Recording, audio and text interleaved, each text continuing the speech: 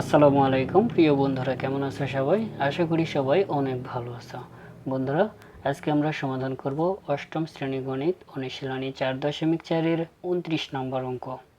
আমাদের 29 নম্বর অঙ্ক এখানে দেওয়া আছে x square plus 1 divided x square is equal to 3 হলে ক নাম্বার আছে x plus 1 divided x whole square এর মান নির্ণয় করো। খ নাম্বার আছে x to the power 6 plus 1 divided x cube এর মান কত।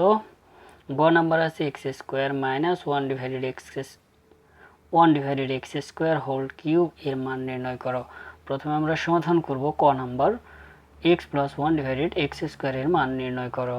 প্রথমে আমাদের যা করতে হবে তা হচ্ছে লিখব আমরা প্রথমে দেওয়া আছে x square plus 1 divided x square is equal to 3। এরপর আমরা লিখব প্রদত্ত রাশি x plus 1 divided x whole square. তাহলে প্রথমে আমরা লিখে নিব যে দেওয়া আছে x square plus 1 divided x square is equal to 3। এবার আমরা এই রাশিটা তুলে নিব।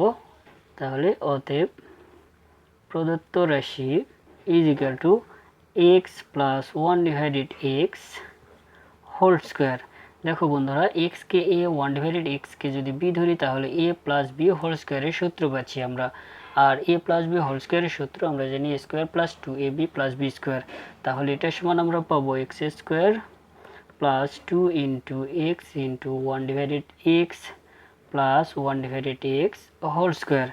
দেখো এটাকে এ এটাকে বি ধরলাম, তাহলে A square plus 2a into B ধরো 1 divided X plus B square, তার মানে 1 ডিভাইডেড এক্স স্কোয়ার। ঠিক আছে, এখন আমরা এক্স স্কোয়ার এবং প্লাস 1 ডিভাইডেড এক্স স্কোয়ারকে পাশাপাশি নেব।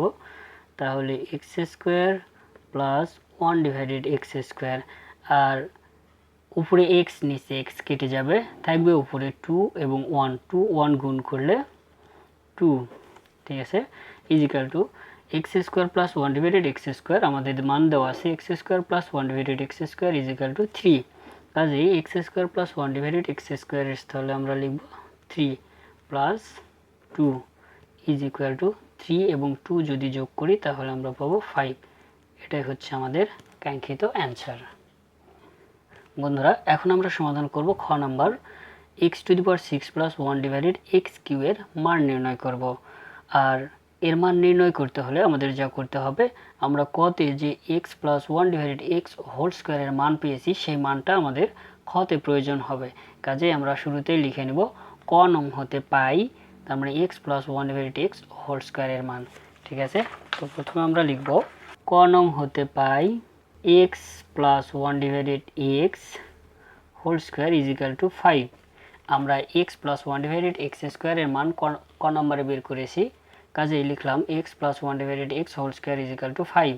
এখন আমরা এখানে শুধু এক্স প্লাস 1 ডিভাইডেড এক্স এর মান নেব। তাহলে এক্স প্লাস 1 ডিভাইডেড এক্স এর মান যদি নিই তাহলে এই স্কোয়ারকে পাশে দিতে হবে। তাহলে কি পাই দেখি, অতএব x plus 1 divided x is equal two স্কোয়ারের পাশে আসলে হবে রুট, কাজে রুট 5।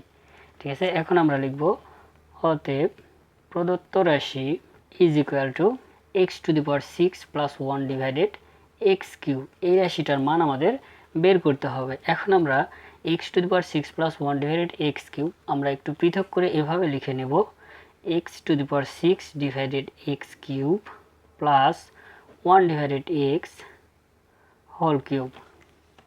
ঠিক আছে, এখন আমরা কি পাই দেখি, উপরে আছে এক্স টু দি পাওয়ার 6, নিচে এক্স কিউব, যদি কাটাকাটি করি তাহলে আমরা পাবো এক্স কিউব প্লাস এখানে যা আছে তাই 1 ডিভাইডেড এক্স কিউব। এখন যদি আমরা এখানে এক্স কে এ এবং 1 ডিভাইডেড এক্স কে বি ধরি তাহলে আমরা এ কিউব প্লাস বি কিউবের সূত্র পাচ্ছি। ঠিক আছে, তাহলে এ কিউব প্লাস বি কিউবের সূত্র আমরা জানি A plus B whole cube minus 3ab into A plus B. তাহলে X plus 1 divided x whole cube minus 3 into AB 3ab, তার মানে 3x, এক্সকে ধরো a ইন্টু বি হচ্ছে 1 divided x into A plus B, তার মানে x plus 1 divided x is equal two, এখন আমরা এখানে এক্স প্লাস 1 ডিভাইডেড এক্স এর মান বসিয়ে দেব। এক্স প্লাস 1 ডিভাইডেড এক্স এর মান হচ্ছে রুট 5, কাজে root 5 whole cube minus 3 x কেটে যাবে উপরে নিচে, থাকবে শুধু 1, তাহলে into 1 into x plus 1 divided x এর মান √5 লিখলাম ইজ ইকুয়াল টু, যদি √5 কে 3 বার গুণ করি তাহলে কি পাবো বন্ধুরা আমরা, √5 ইন্টু √5 দেখো এখানে √5 এই দুটোকে একটি করে নেব, √5 হোল স্কয়ার ইন্টু √5, তাহলে কি পাবো আমরা 5√5, ঠিক না?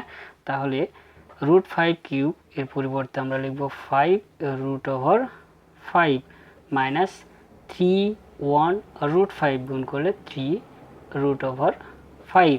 এখন 5√5 থেকে 3√5 যদি বিয়োগ করি তাহলে আমরা পাবো 2√5। এটাই হচ্ছে আমাদের কাঙ্ক্ষিত অ্যান্সার। বন্ধুরা আমাদের এবারের সমাধান গ নাম্বার বলছে কি x² - 1 divided x² whole cube এর মান নির্ণয় করো। আমরা এখানে যা দেওয়া আছে x² + 1 divided x² is equal to 3 এর আলোকেই আমরা x² - 1 ডিভাইডেড x² হোল কিউবের মান বের করব। কাজে আমরা প্রথমে লিখব দেওয়া আছে x² + 1 divided x² is equal to 3। কাজে লিখব দেওয়া আছে x² + 1 divided x² is equal to 3।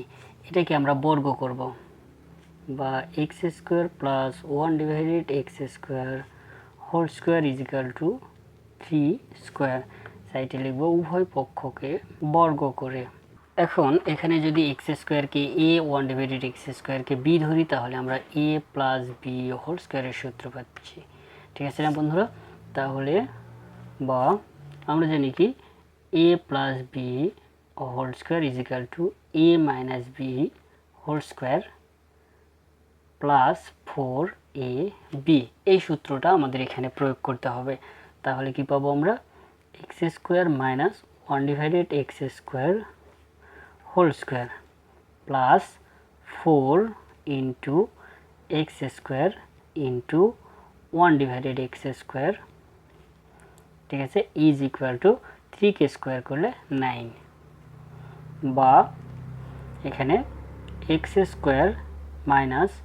1 divided x² whole square plus উপরে x² নিচে x² কেটে যাবে, থাকবে 4 এবং 1, 4 1 গুণ করলে 4 ইজ ইকুয়াল টু 9, বা x² - 1 divided x² whole square is equal to, আমরা 4 কে পাশে নেব তাহলে 9 - 4, বা x² - 1 divided x² whole square is equal to 5। এখন আমরা এই রুট স্কয়ারকে পাশে নেব তাহলে থাকবে x² - 1 divided x² is equal to √5। এখন আমরা এটাকে ঘন করব, বা x² - 1 divided x² whole cube is equal to √5 cube লিখব উভয় পক্ষকে ঘন করে।